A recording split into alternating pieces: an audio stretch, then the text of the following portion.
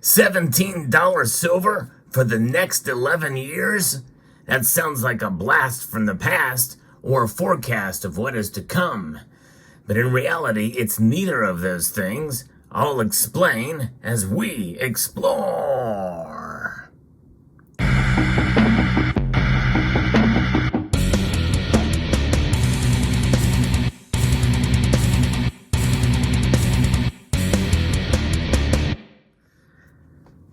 Upon reading that title, one could come to the conclusion that I am actually negative on silver in this video. I do like to be as realistic as possible, but I get a lot of frustrated comments from folks out there that think that I'm negative on silver. But in reality, this is actually positive for silver because this is talking about the all-in sustaining cost to produce an ounce of silver. This is an estimate given by a major mining corporation, and we haven't seen numbers like this for quite a while. And it's actually good news because it gives us some sort of foundation from which to make a guess as to where silver's price is going to go. Now, does that mean that silver's price could fall below the all-in sustaining cost? Yes, it could. But this number and this figure, according to what I've read from the statistics, is quite alarming and alarmingly high. We'll get into it. I'm going to be reporting from an article here from Mining News North that talks about Hecla's Yukon mine. And they are talking about 11 years of silver reserves that have been found, according to what drilling has shown for near future growth. This is good and bad news because that's more silver to the market. That means that it could close the gap between supply and demand numbers, which could potentially, from the fundamentals, keep the price of silver from climbing too dramatically. However, with these numbers, compared to the other metals that are going to be mined there, this is actually good news. Hecla Mining Company has filed a technical report on March 28th outlining 55 million ounces of silver reserves for its Keno Hill mine in Canada's Yukon territory. This marks a 45% increase in reserves since gaining ownership of the historic silver property through the acquisition of Alexco Resources Corporation towards the end of 2022. Now, here is the calculation for the price. The all-in sustaining cost of $17 per ounce of silver. Keno Hill hosts 2.07 million metric tons of proven and probable reserves, averaging 26.6 ounces per ton. That's 55.1 million ounces of silver. And so that is essentially 1,000th of an ounce per ton. That's 13,000 ounces of gold at 2.5% and 52,380 tons of zinc and 2.8% lead, which is 58,170 tons. It's pretty remarkable. So other metals will be mined here, which means silver will be kind of as a byproduct. Now, typically, silver mined as a byproduct of other metals means that it's quite something to see here that we're going to see this occur, and how the price of silver as mined as a byproduct of other metals usually is much lower, but now it's up. It's up to $17 per ounce. It just goes to show you how fuel costs have increased. Inflation is a driving force as well, which means that we have got ourselves essentially sort of an idea of a floor or a support level for silver based off of these mining numbers. It's not worth it to them to mine if silver's price is below $17 an ounce, obviously, or even equal to. But this is remarkable to see. Now, a lot more silver is being produced here than some of these other metals. So it's hard to really say if it's a byproduct or if it's going to be essentially a primary silver mining operation. It's not really too clear here, but it's enough reserves to support a mining operation at Keno Hills capable of producing 52.9 million ounces of silver over 11 years. Remarkable. At an average silver price of $22 an ounce, Hecla estimates this operation would generate $420 million of free cash flow and an after-tax net present value of $305 million. That's pretty remarkable, pretty amazing indeed. And they're estimating at $22, which is a conservative estimate for silver's price. And so I think that means one of two things. One is that we probably are going to see silver hang around this area, at least for the foreseeable future, not below $22 an ounce.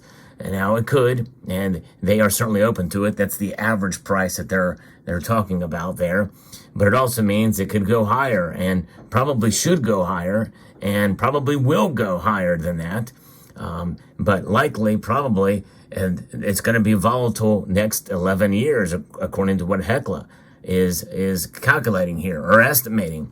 Keep in mind, mining operations, pun intended, definitely want to do what they can to be as conservative as possible for these estimates, so that they don't lose their shirts. You don't want to estimate the spot price too high, because that means that they're going to be expecting larger returns on their investment. And because what do mining companies do? They are in the business of making money. They produce metals, but these metals in turn need to supply the market, the silver market, and they need to be able to profit just as all the manufacturers and fabricators do, as well as for the form that you see here before you, all before you here, bullion companies that sell it to you in investment form like this. Even though I don't like to think of it as investment, they do label this as an investment type of silver. They are there to make money. All of them are, and that means you are going to take the brunt of the pain when you buy these. It takes a lot of time and energy to produce an ounce of silver, and mining companies know this. So they have to be very conservative in their estimates, and they also want to expand. And likely there are other reserves out there that are going to have some pretty good numbers.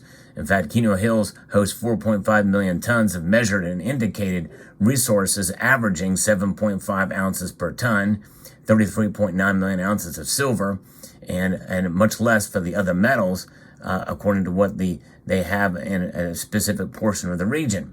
The Yukon Mine Project hosts 2.8 million metric tons of inferred resources, and so it's a lot of the confidence in the growth for both reserves and resources is recent high-grade silver drill intercepts that are not included in the reserve calculation. So there's more silver going to be coming in the market.